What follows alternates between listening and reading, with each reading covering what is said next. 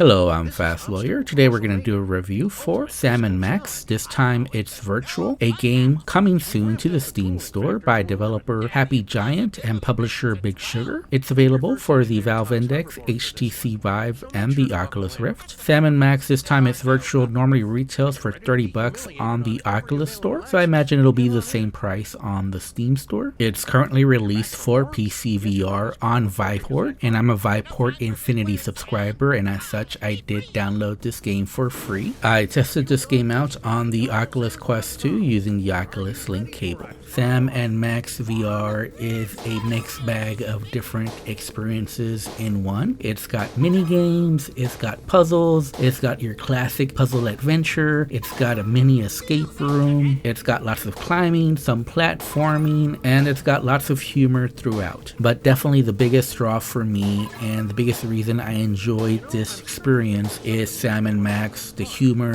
very good writing throughout, a lot of the jokes hit, and it is one of the funniest experiences in VR. If you're a fan of the Sam & Max series, this is a must buy, and if you don't have VR, I strongly suggest you get a VR headset to experience this, because this is your chance to enter the world of Sam & Max in virtual reality. And if you're not familiar with Sam & Max and you have a VR headset, what a perfect way to get introduced to the world of Sam & Max through the magic of virtual reality. And I enjoyed the art style. Sam & Max have never looked better. The voice acting is top notch and the writing is excellent. This is a fun adventure to go through in VR. I want to estimate it took me about 3.5 hours to complete the game, although you can redo the obstacle courses for better times. Now, unfortunately, while I did enjoy this experience overall, and I do recommend it, there are some negatives involved in this experience, and yes, it comes back down to the interactions are pretty basic, and the mini games here just simply aren't the best, and there's like a weird mixed bag where a lot of the experiences are very simple, a little too basic, and then you get to the classic adventure game, you know, the classic point and click narrative driven inspired portion of the game, and I actually found this portion of the game to be pretty challenging. Sam & Max VR is running on the Unity engine. On my RTX 3080, I was getting consistent 90 frames per second for the most part. However, I did have some stutters and I did have some frame rate drops here and there. Unfortunately, there are no graphical settings. However, there are some movement and gameplay options, including the options to play seated or standing, and whether to have full locomotion or teleportation, or whether to have smooth or snap turning. Unfortunately, I did find the smooth turning to be too slow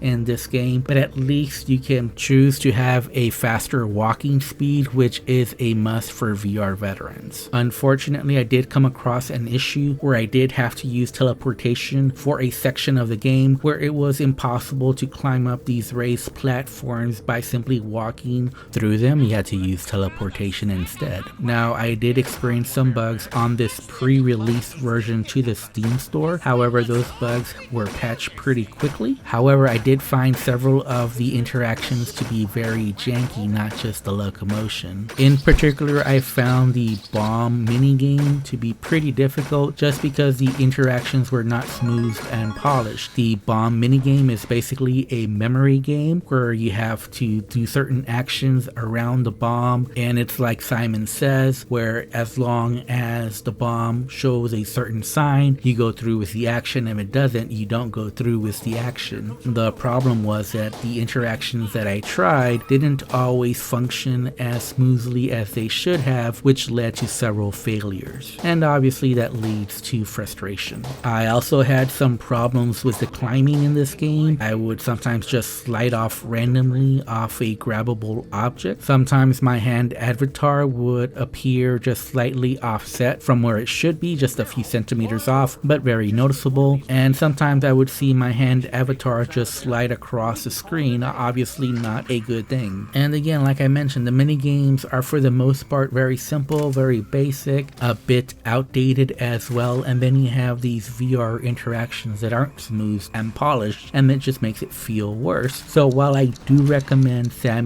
& Max VR, it also does have some pretty big negatives as far as a package deal, because the mini games are a big part of the experience. And while there is some replay replayability in these obstacle course minigames, I honestly was only motivated because of the great writing, all the jokes. It made it for a fun experience, even though the minigames themselves were on the simple side for a VR veteran. So if I have to rate Sam & Max, this time it's virtual, I would give it a 7 out of 10. I really think the positives here really do shine through, and it makes it for a fun and enjoyable experience overall. So anyways, I'm Fast Lawyer. If you enjoyed my review, don't forget to like, comment, and subscribe. And as always, have a wonderful day and enjoy the rest of the video. That's great, I guess.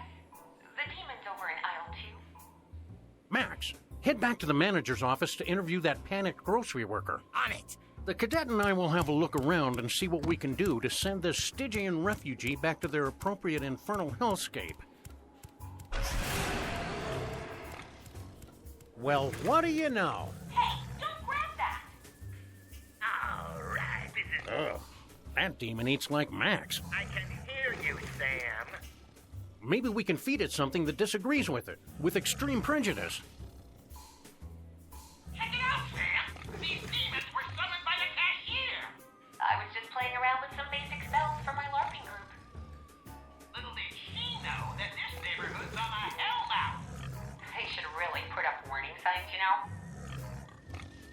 According to Sheila here, this little bugger's called Hogan the Devourer. On account of, you know, all this devouring and stuff. In the monster manual, it says you can pop it if it gets too full too fast.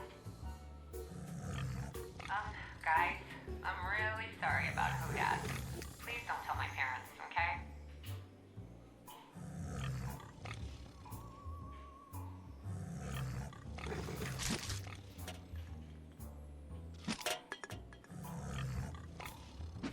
Excuse me. That Dr. Dills really disagrees with me.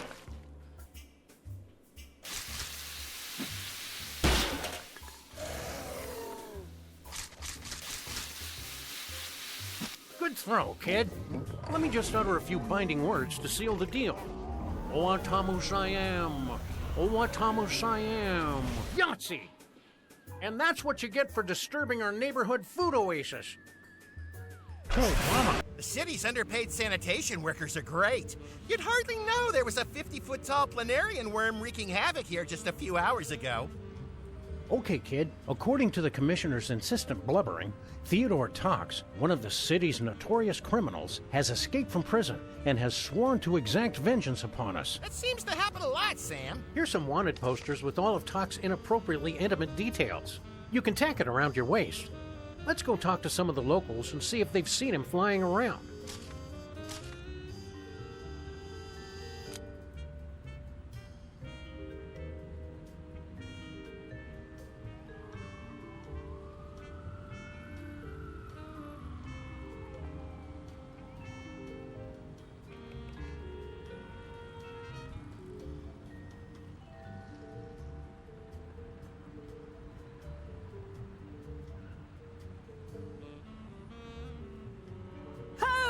Who dares disturb Queen Carpathia, sovereign of the 7 boroughs and the Outer Kingdoms? Many apologies, Your Majesty. This is our new recruit. Bow, Junior. Forgive our new cadet, Your Majesty, as they are clearly unused to courtly etiquette. Samuel, favored friend of the Rat Kingdom. What news do you bring of the human world? Oh, the usual. Crime and dim-wittery. Junior, show Queen Carpathia the knave. Have you perchance espied this rogue on your morning tour of the realm? We have indeed. The scoundrel nearly ran us over on his accursed conveyance. Mayhaps didst thou ascertain his... thou went... Did you see where he went? We are afraid not. By the time we came to our senses, the jackanape had fled the scene. He did leave this curious artifact, however. That looks like some sort of Wi-Fi thingy that connects two pieces of high-tech equipment.